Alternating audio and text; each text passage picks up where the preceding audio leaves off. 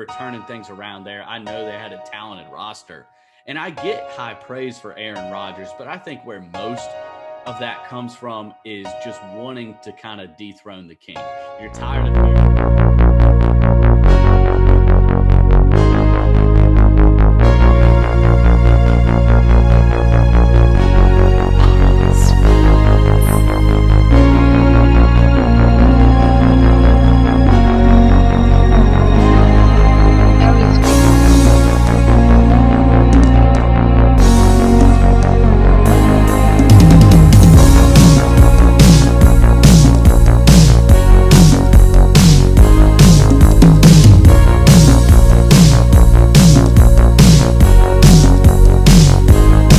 To another brand new episode, E on the mic, episode 16. I am your host, E, aka Ethan.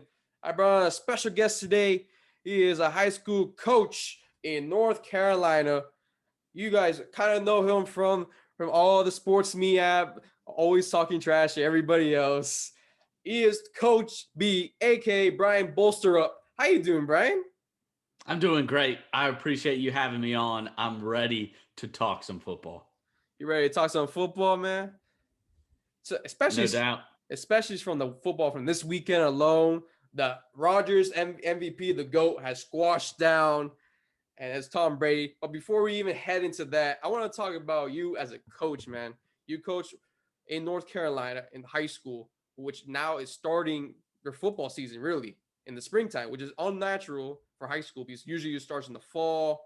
You kind of train the summertime or a little bit in the spring and then start in the fall and like in the winter time. But now it's different now because of COVID.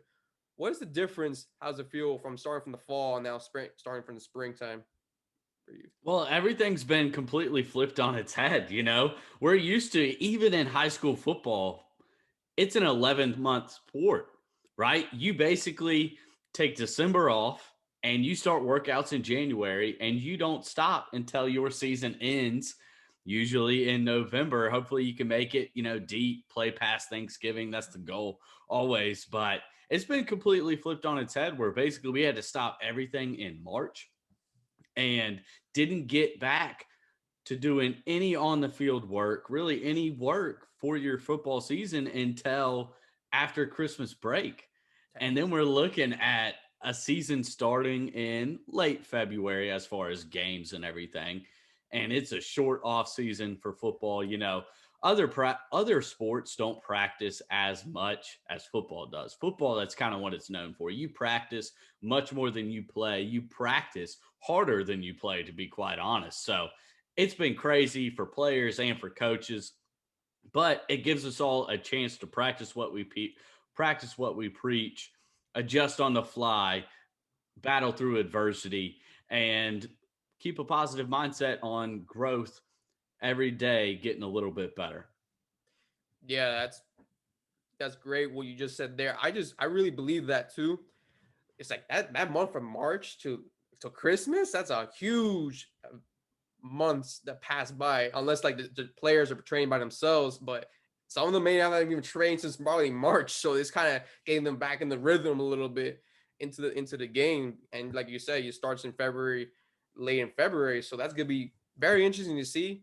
Hopefully, your team gets better as they go. I know he just started this week. Actually, just started this week. It was training camp this week started, right? If I'm not mistaken, or it was Yeah, pretty last. much right. Like the schedule's amping up. So we're still working on getting the kids in, still getting in practice, breaking in those routines. So we've got a lot of work to do, not a lot of time to do it, but there's no excuses. And for me, the motivation is for these seniors, they don't get another season, right? Like this is it. This is not college football. You don't have an extra year of Yeah, no, eligibility. not like fifth Like year. No. what we have on the schedule, this is what they got. And I remember my time playing, it's special and it's something that you never get back. So I want to make sure that I'm doing everything I can to set up these fellas in a way to succeed and they had the best experience possible because I do truly believe there is something special about Friday nights. Oh yeah, definitely. When you hear the crowd, when you have everybody that's cheering you on, that you get the W for your team. for your school spirit, all of that. Because if you lose in your home turf, it just feels like an aching moment. I felt that like because my team when I was on my team in high school, like we were getting blown out. It was like pretty bad. It was pretty bad to the point where like no one came on. They were just making fun of us to the point. But now like, that I know from because I interviewed one of my former teammates that's still on the team right now. He's going to be a senior now. They have a winning culture now. They went undefeated last season with the short COVID season from the in the fall. So I was praising them because they finally have a winning culture there. It's kind of like that, like you said. And he's going to be a senior offensive lineman, so he's going to enjoy it very last minute. I know I didn't enjoy him too much in my senior year as a football player, but the team was kind of dismantled a little bit because it was one side here, one side there, But I'm just pretty glad there. But I really do hope your season does well. And an undefeated season is a great season for high school, especially with a short amount of games they give you. Yeah, 100%. And you hit the nail on the head with culture. That's really the foundation for your program. The culture has to be there. The Yes. culture, if you get that right, everything else will fall in line. So to me, that's the focus, right? Even from a schematic standpoint or a fundamental standpoint, what you're really reinforcing is your culture, attitude, effort, those things, right? Being a great teammate. If you can do those things right, you'll have a fundamentally sound team. You'll have a team that can execute your scheme. And at the end of the day, you'll have a team that wins football games. And that's the goal, right? So I think you're exactly right. Culture is what dictates it all. And usually we do have the extended off season to help build that. This year, we don't have that. But again, it's not an excuse. We've got to hold the standard there, make sure that everybody meets it for the benefit of the group. Yeah, no question about it. It's like you want to win championship. It starts now. I don't care how many months. Like look at the NBA for example. Just an example because like let's say from the finals after the finals they only had like 2 months, 3 months, and they had to go right next to the next season. Same type of model right there. So you just gotta pick up the pace right there for if you're a player or you're a coach, just trying to connect with each other to win championships. It's the No main doubt. goal, but having a great time as well at the same time, enjoying the moments with each other. That's also another key point for high school. Exactly. It's one thing leads to the other, right? You don't just win games on Friday nights. You win games Monday through Thursday. And I truly believe that, right? It's all of those things. You win games by having a teammate that's closely connected to each other, and that's what it's all about. Things on Friday will take care of themselves if you do the prep. And that works big picture as well, just like you brought up with the NBA. The teams who are successful are the teams who had successful off seasons. And I don't mean just free agency. That's what everybody gets Confused focused on, about. but it's about the work, right?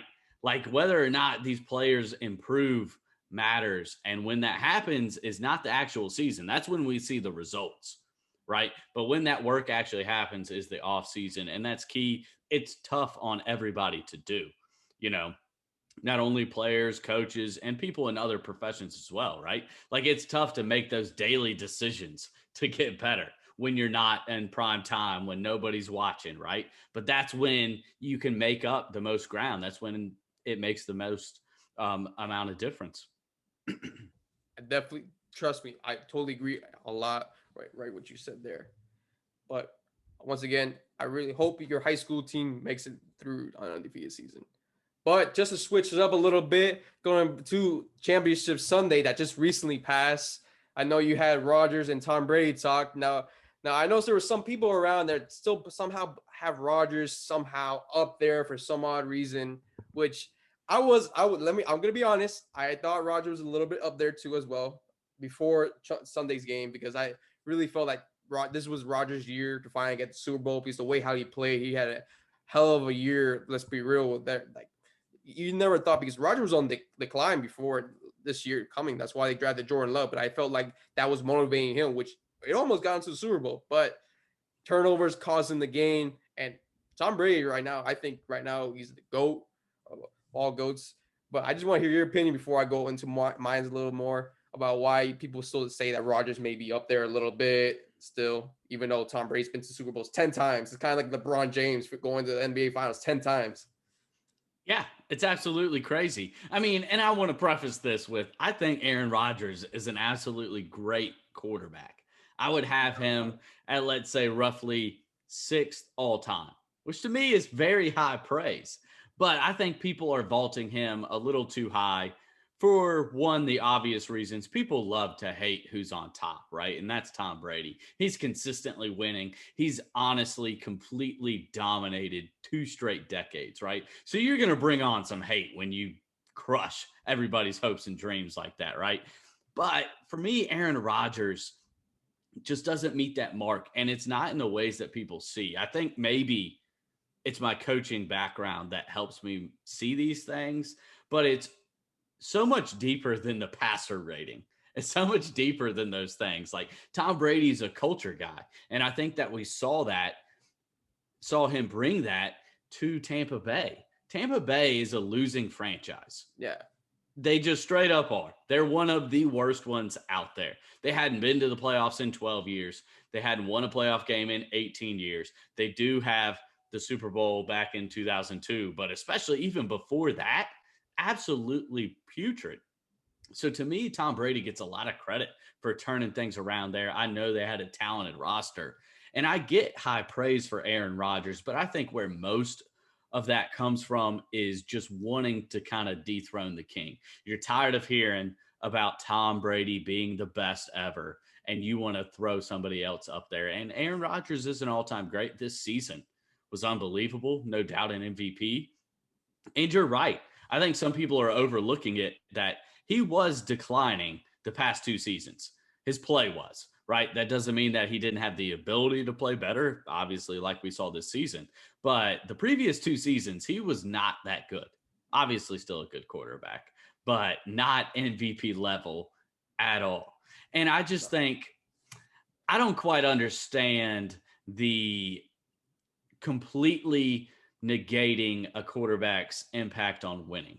I think that matters so much. Not that it's 100%, don't get me wrong, but I think a lot of times these Aaron Rodgers fans that really want to vault him up into the GOAT conversation want to act like a quarterback is completely separate from winning. And I just don't believe that. I think that we've seen that with Aaron Rodgers in his NFC championship games, not only this weekend, but especially the games before. I mean, his only win, Ethan, in an NFC championship game is against the Chicago Bears and Jay Cutler's backup. In that game, Aaron Rodgers. Rival. Yeah, exactly. Like Aaron Rodgers threw 0 touchdowns and 2 interceptions. Like that's the only one that he has won. So I don't get the thought that blaming it all on his team and not him. I mean, what about you? Man, it's crazy because I love Rodgers. I was always a fan of his. I didn't like Tom Brady because one, he was in my division, and I hated him for the past like 19 years. He was in my division, but at the same time, you can't disappear the greatness of Tom Brady. Tom Brady, he's been always doubted since he was in high school, going to Michigan and into the draft, and now everyone still doubts him. Oh, he's getting old. He's this, that. He's always getting doubted. You kind of see the pattern throughout his career, honestly, at the same time. So Tom Brady going 10 times to the Super Bowl. Aaron Rodgers, like you just mentioned about going 1-4. He only won because Chicago, like you said, his backup quarterback from a pick six from a big man on a pick six that literally secured his win to go to the Super Bowl and beat the Pittsburgh Steelers. But then since then, they have lost to who? The Falcons, the 49ers twice, making that 3. And then this year to the Buccaneers, that what unexcusable call going for a field goal instead of going for a 4th and goal. Although they did some miscues trying to go for 2 earlier on in the game, trying to make it 28-25. So that's why they came to that scenario. But still, I still think that Rodgers could have ran that ball at the same time. Because at that third and goal, he had a clear lane. I think he can be Ndamukong Suh. You've seen that with the Washington quarterback. I can't remember his name right now. I think it was not Haskins, but I can't think of Taylor Heineke. Taylor Heineke. I just remember it right there. Taylor Heineke, he just ran through Suh. So I'm like, why can't he run through Suh? Is he still afraid of Suh from Detroit Lions years? But Suh is not the same. Hey, that's a valid point, though. And Ndamukong Suh gives you a bit of a reason to be scared, to be quite honest, right? He just might stomp on your leg. We've seen him do that before. I guess that reminds him of the Lions years when he played him. It's like, oh shoot, he's about to step on my own defensive lineman. I gotta throw this away to Devontae Adams, almost costing interception that game. Yeah, but I agree with you. He should have ran the football, and he may or may not have scored a touchdown. I think he very likely would have, but let's say he doesn't. He at least gets it to a 4th and goal, but from the 3, from the 2, Yeah, and then the Packers likely go for it.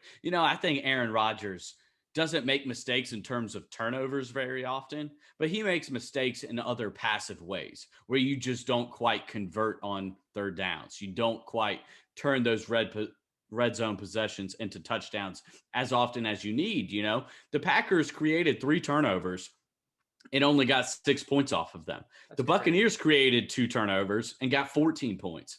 That's the difference in the game right there. And the ironic part to me about the Tom Brady hate, I kind of get it from the amount of winning, but the ironic part is you hit on it. He is the underdog story. Like Tom Brady is everybody's dream. He is doubted. He was a 6th round pick, one of the worst looking combines of all time. And he ends up, working hard, turning himself into the GOAT. I feel like he's like somebody that everybody should be rooting for, but instead, the nation's pretty divided on Tom Brady, which, hey, that's good for us because it makes for great conversation. Yeah, no doubt about it. It just reminds me that kind of like the Cowboys, how everybody hates about on the Cowboys. It just feels like on Tom Brady at the same time. They both always get hated, but the only difference is Tom Brady is actually winning games and the Cowboys still stink. So that's Yeah, it's a big difference. Since the 90s. That's the only difference. So that's the only difference between both of them. But Tom Brady is the GOAT. No questions about it. I thought Rodgers was a little bit kind of like how Shannon Sharp was a little bit with Rodgers, but after Sunday, he just showed when times crucial. Tom Brady, especially going for a long deep pass before halftime. I was like, this man, Scotty Miller went past King, which King was getting thrown out through the game. He was getting trashed all over the game. You just see him all every time you saw a highlight of Brady getting a nice passes through King. That was the only way they were getting plays like that. No doubt. They were picking on him all game. Poor guy, I'm sure. He just can't even watch the film of that game No, I because wouldn't. I wouldn't. If I was a player, I wouldn't even watch that film. I'm like, oh yeah, I know. I cost the game to lose. yeah, that's tough. Especially the penalty near the end of the game, which everyone thinks is still a pass interference on. Yeah, what did you think? I thought it was definitely a pass interference. I know people were saying that they were letting it be physical all game. Don't get me wrong. Oh yeah, no, I saw But that. to me, that was pretty egregious because, like, you could see the jersey pull. And to me, at that point, if you don't call it, you're giving too much advantage to the defense in that case. But Yeah, what did you think? but it was physical all game. Like you can see that from the interception that from the Buccaneers got that interception on Rodgers near halftime. There was kind of a little physical, but they didn't call that too much. You saw the push and shove until near the end, but it was kind of obvious a little bit. I was thinking, okay, so they didn't throw a flag. Okay, they're gonna let us go, but it was kind of late. The flag came in late, so that's probably why people were like, "What the hell? Why did they throw a flag out so late? The heck?" And it was on the back judge, but you could clearly tell the man was pulling the jersey all the way out of the camera, honestly. So of course he wouldn't catch that, which it comes crucial because it's 3rd and 4, and you can get the ball back and you have a timeout left, but it just didn't happen, which that's what happens when you try to go with analytics and try to go against Tom Brady with that for Matt LaFleur. Because he would want to do analytics with that by 5 points. I agree. To me, either way, Ethan, you need a stop and a touchdown. If you go for it on 4th down, I know 4th and 8, 4th and goal from the 8 is not ideal. But simply put, you get 2 chances at a touchdown and you still need the stop. If you kick the field goal, you're kind of at square one, right? Like you still need a stop and a touchdown. I just think what you gained through doing that in terms of the score is so minuscule. And then, like you mentioned, you risk not ever getting the ball back. And me, I would never want that. I would always want the game to be in my hands. And hey, if we make it, we make it. If we fail, we fail. But we tried. We didn't give the other team the opportunity to just take it from us. Yeah, you just rather have it on your hands than on somebody else's hands, and then just see the game go away right from your fingertips. So, I like that. it doesn't make any sense with the field goal. I kind of agree with it a little bit, but then I was like, wait, why are they going for a field goal when it's Aaron Rodgers on the field? I understand if it's Ryan Tannehill or Marcus Mariota or Derek Carr. Okay, yeah, kick a field goal. Maybe your defense gets a chance, but you got Aaron Rodgers who has an MVP caliber year, and you don't want to go for it. Okay, and they were going for it like fourth downs all year long, and that's the choice they want to make, go for a field goal at that specific time. Like if you've seen Green Bay all year, every time it's fourth down and they want to be greedy with points, they'll go for it. You've seen the Titans game, and you've seen that in other games as well. So that was kind of questionable to me, but analytics got to Matt LaFleur's head. So that's what caused the game then. Yeah, without a doubt. And the turnovers that they didn't capitalize at all. Like 3 interceptions on Brady. It kind of reminds me, coming back to my Dolphins fan view of Patrick Mahomes game, 3 interceptions, only capitalized with 6 points or 3 points. That's exactly right. It's all about situational football. And that's where the Buccaneers absolutely crushed the Packers. You know, you'll hear coaches say this: the most important 10 minutes of a game are the last 5 minutes of the first half and the first 5 minutes of the second half. And in the closing minutes of that first half, the Buccaneers got the pick, turned it into a bomb touchdown, right? Then the first couple minutes of the second half, they created turnover, touchdown right again. That's the difference of the game. The Packers did not handle those important situations very well. We talked about the capitalizing off of turnovers, and then you bring up the decision to kick a field goal. You know, I think field goals are 3 points closer to losing. That's what I say. If you're going for a field goal, that means you're already trailing by so much. Then you're kind of hoping for a miracle, like a Lambeau Field miracle. Honestly, that's what it feels like to me. If you're kicking field goals, trying to get some easy points, trying to get a little bit closer, but not hitting the mark.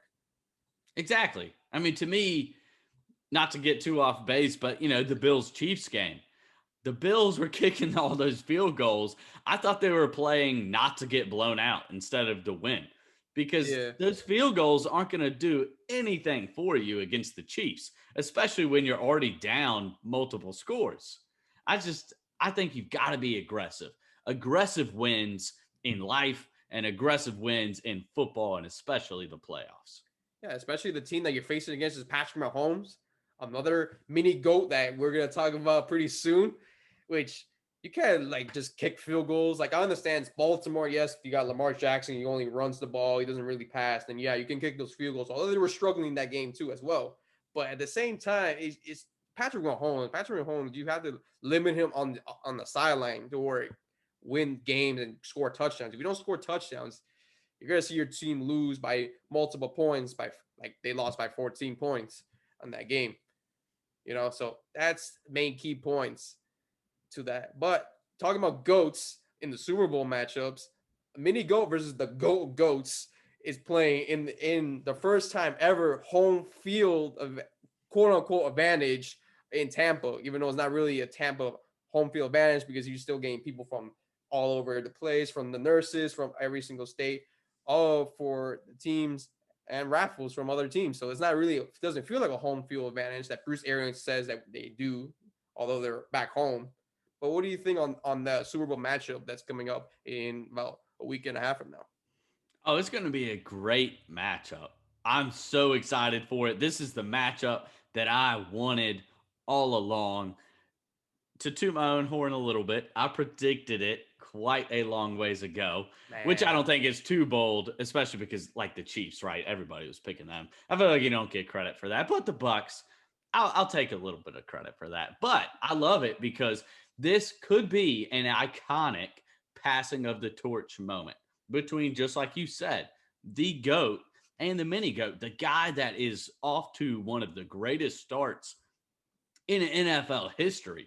So I'm excited to see it. Their first matchup this season was insanely exciting. The Chiefs got off to a great lead. I think Tyreek Hill had like 200 yards in the first quarter or something. In fantasy, I'll tell you that much.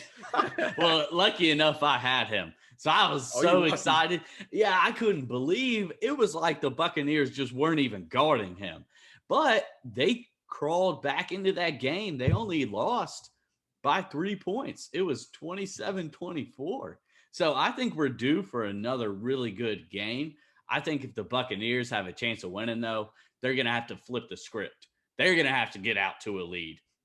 They're going to need to be able to run the ball with Ronald Jones to have a chance. I don't think they can get down like that. But the Chiefs, man, I love both of these teams. I love Tom Brady because I respect his game so much. I appreciate his greatness. I respect what he does, not only on the field, but as a leader, as a decision maker. And Patrick Mahomes is that.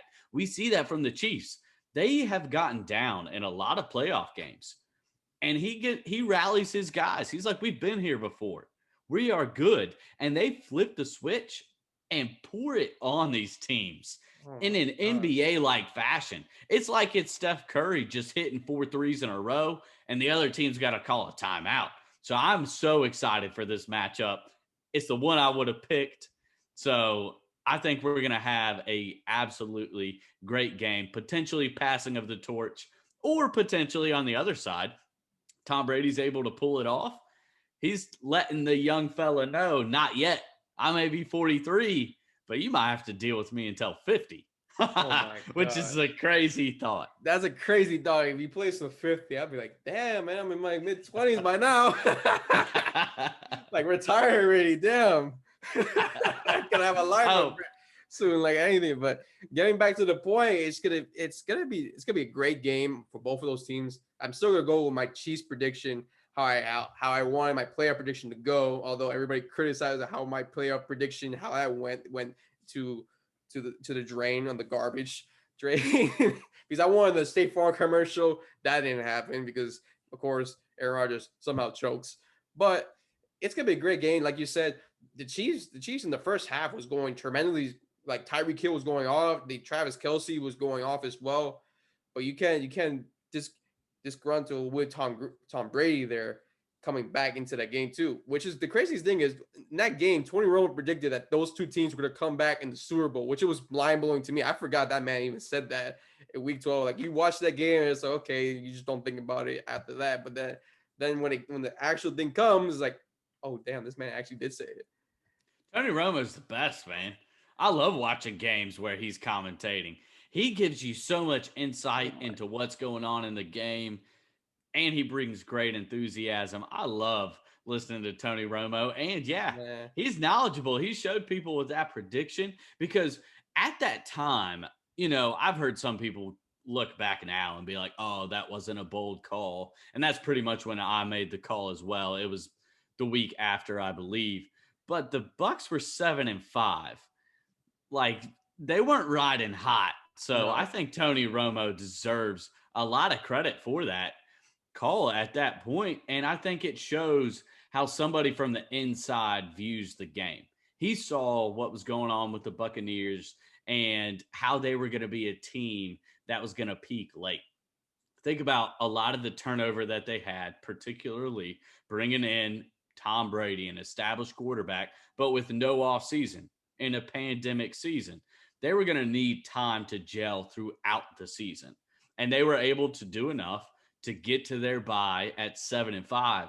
And after that, they've been lights out.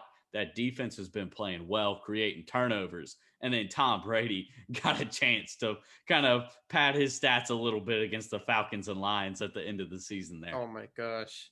That was brutal. That was brutal for those games to even watch. For any of those fan bases, I feel bad for any of those fan bases. I know too many Falcons fans, so I already know they thought they were gonna have a great season this year. I was like, no, Uh, that's not happening. They were telling me they were gonna have a great season this year. I said no, I don't think so. Like maybe like third or fourth, but no, the division. But like I didn't see like being the top of the division, being the Saints and the Buck. No, that was not happening at all. no way. They're a But tortured fan base, man. You got to have a little bit of sympathy for the Atlanta Falcons. They lose a game like no other. oh And my, you and me both know they want no part of Tom Brady. They have been through that cycle not only this year, but we don't even have to say it, but I will. The 2016 Super Bowl, 28-3. that Sorry, that was the Falcons that fans. was the most tortured to see your league go down and could have won the game.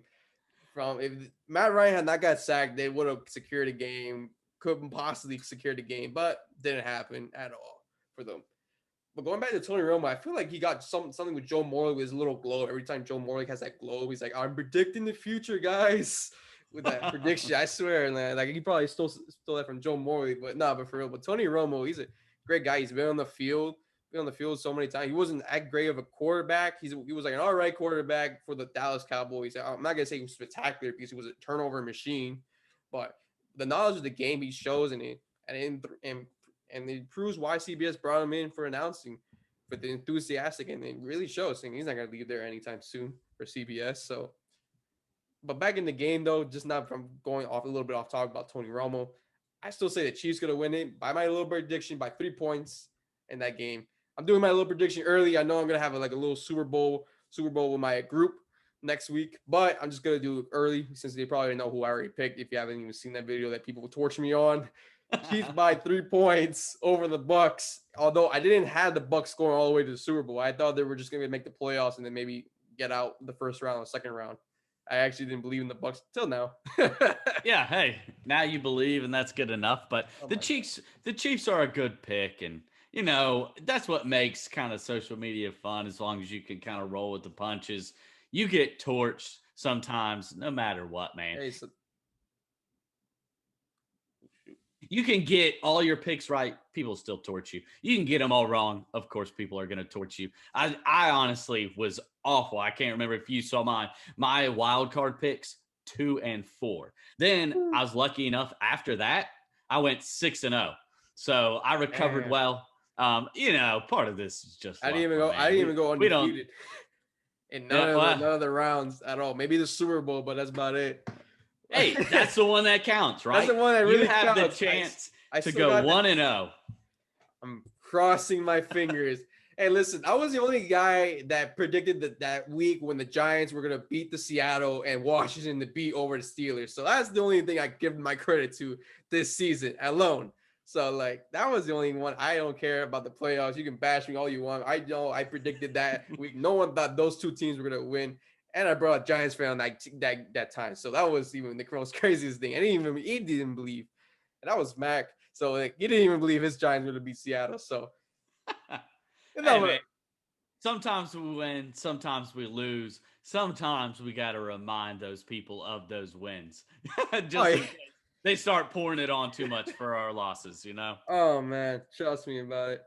But enough of my little rant there, kind of showing my little rant. Why people keep bothering me on that. But let me do my last topic. One more thing before we head out. I know what everybody's been hearing about from my fans about Tua and the Watson deal, which now is like Watson loves the Jets all of a sudden, but it's just been hearing, should Miami trade all their picks in the second round to get Watson when we don't have wide receivers for him or running game or a little bit of offensive line where we can build with Tua, especially since now everybody's with that deal with everybody's like, okay, he's a rookie. He's supposed to be a great deal in this first year. See how he does. He did pretty all right. He kind of went 6-3, although he did have the defense and all that. I understand that. Still got a good winning record and had not a great high passing rating with 66.7, but in division with all the rookies around him, the only one that was best was Cam Newton in his rookie year. But it's kind of weird how everyone just jumps off the boat. If you're not good your first year, you got to get a new quarterback. It's like that notion just minds blow me. So I just want to hear you. Do you think it was going to be a good idea for Miami to get Watson, or should Miami keep Tua? I think they should keep Tua. I think they have so much draft capital that they're going to be able to build up that roster around him. And I still believe in Tua. I was a huge Oh, Tua God. believer when he was at Alabama.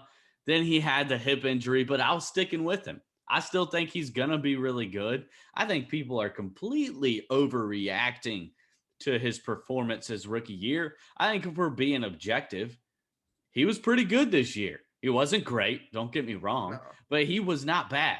He was not bad at all this year. And to be quite honest with you, you may disagree with this, but I place a lot of the blame on Brian Flores. I think a lot of the reason that people will have these feelings about Tua is because Brian Flores bailed on him twice to sub in Ryan Fitzpatrick. I think that was a mistake.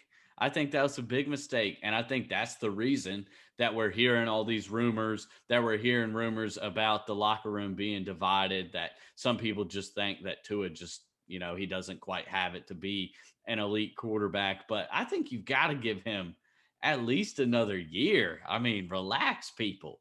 Don't forget, he was viewed as an absolutely elite prospect. I know he's had some injuries, but he's got great accuracy. And don't get me wrong, he's not going to be a Justin Herbert in terms No. of those physical talents. But if you protect him, he's going to be really good. We can't forget that they need a lot of work still on that Miami roster. They had a really good defense.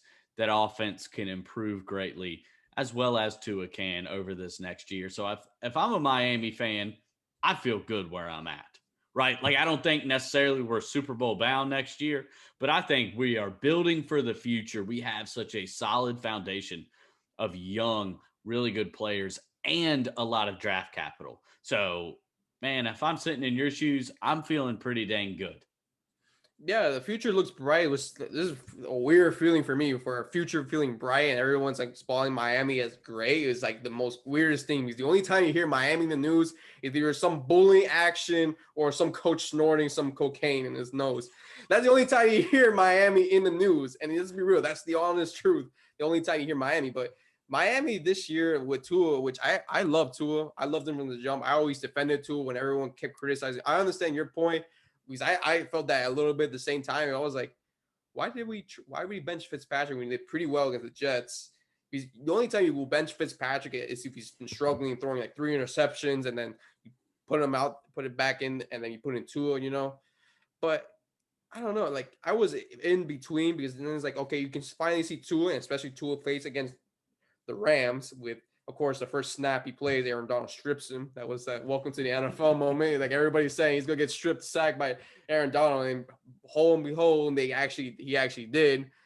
But you gotta like what you saw with Tua this year. It's a rookie. Look at Peyton Manning's first year. Let's put it that way. Peyton Manning's year was horrible first year. Was everybody saying, okay, kick him out of the Indianapolis Colts the first year? Of course, it's not social media back then, but you know what I mean. Like they went horrendous that year. So it's Tua is building up. Last year he was rehabbing. This year he can finally train. He can finally get train with his wide receivers, and they could get Devontae Smith in the draft. We can go 3rd overall. I know Jamar Chase is up there. I know people saying he's underrated a little bit. I don't know. I just feel that connection with Devontae Smith and Tua, especially since Miami is in that Senior Bowl and they have Devontae Smith on the team to evaluate, and Harris. So that's gonna be very key points for the draft picks for Miami. If you can get those connections, it's gonna be nice looking offense right there. Especially since we definitely running back and wide receiver, maybe a little bit helping offensive line a little bit, but our tight ends are secured. And that team, Mike Gesicki, and the trade we got from the Bears, I think it was Smythe. I'm not sure it's Smythe. I'm probably saying the guy's name wrong or something like that. But I know we did get a trade from the Bears to get a tight end, but that tight end has been phenomenal for us, and we gotta give him contracts. So our tight ends are secure. We just gotta get a better offense. I think our defense was solid this year. Of course, there's gonna be a little bit change, maybe in the safeties. Probably maybe save some money there and there. Probably put in Jones in there, but we're looking very bright for our future. It's just our offense never clicked this season. That was our only struggle with our offense. Our defense helped us, especially with the Arizona game, 49ers game, which everyone thought the 49ers were going to blow the livings out of us. That was when the 49ers were still pretty good at that time. So I don't want to hear people saying the 49ers were trash during that time. No, they weren't. But They're a respectable team. Their yeah, record wasn't great, but that team still is well coached. They didn't quite have the offensive firepower with their quarterback situation, but the 49ers are a good team. Beating them on the road is respectable. And you bring up a great point. Not only did Tua in his rookie year not have an offseason, he's coming off a major hip injury. So I think we can only expect better from him.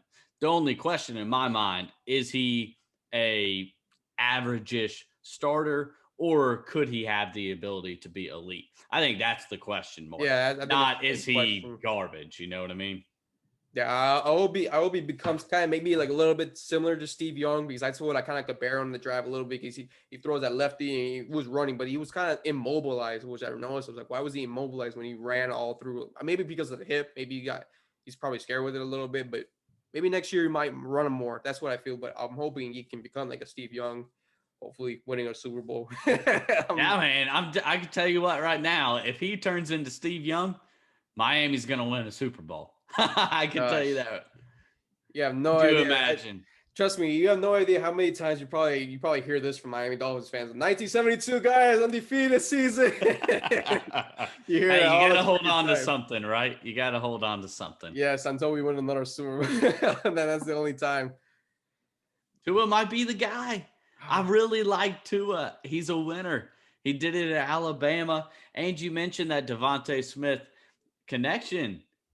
If you remember the game-winning touchdown pass Yes. against Georgia in the national championship, that was to Devontae Smith as a freshman. So you might be onto something with that connection.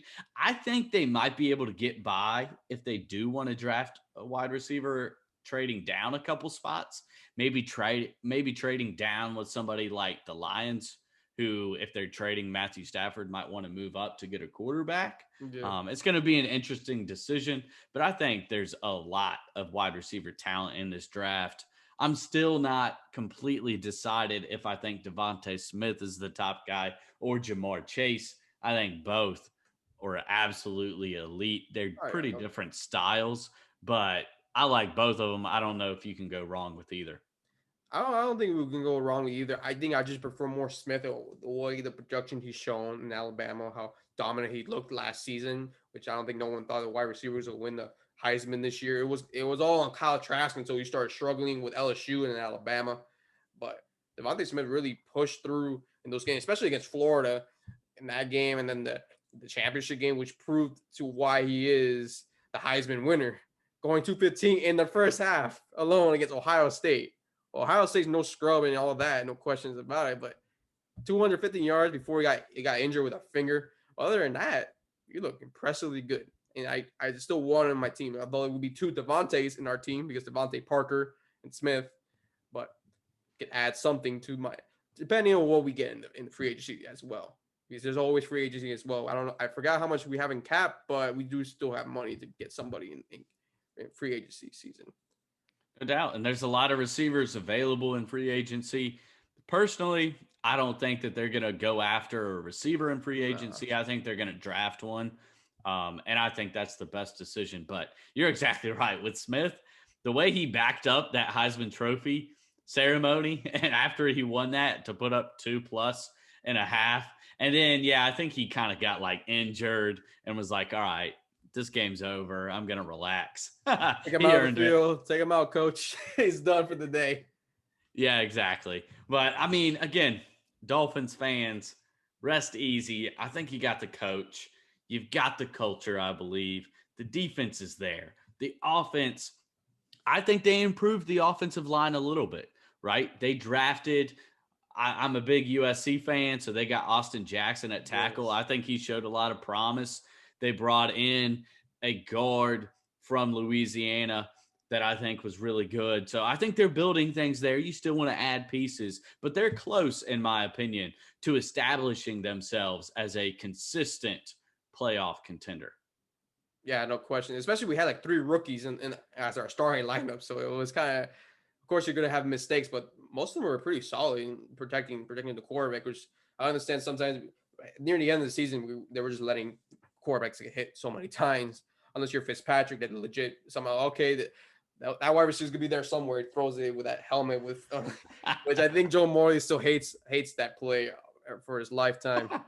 Which I know he Poor got me Joe back. Morley, man. Poor Joe Morley. That play, the face mask throw, the Oh tuck man, I actually rule. thought that game was done. I actually really thought the game was done. We were not gonna come back, but somehow, some way, it was a freaking miracle. Yeah, that it was. It was a miracle. Oh man, that was definitely a miracle.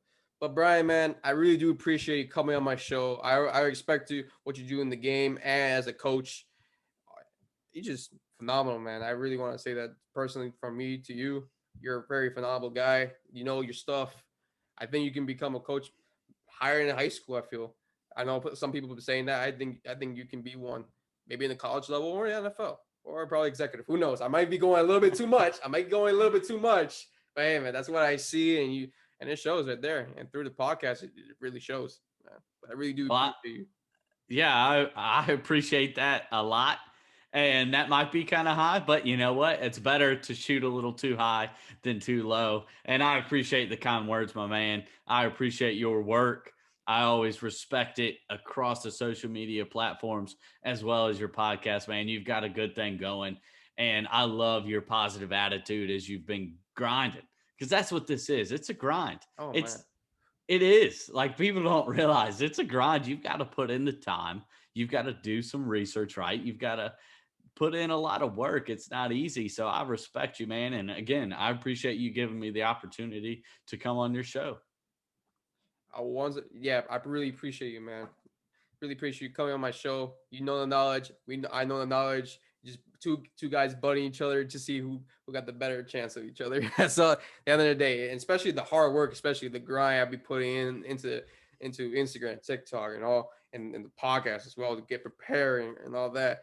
It comes to preparation. It's kind of like a team preparing for a game. It's kind of get every single keys together in order to get things working. If you don't have the keys, it's not gonna work, and it's gonna fail on you. So, Exactly right. And that's the thing that I love about football and sports so much is all those lessons that you learn, all those habits that you create, the discipline that you instill in yourself, the players, the coaches, that translates to all areas of life. If you establish those character traits in yourself, you can take it to anything else and you will be successful.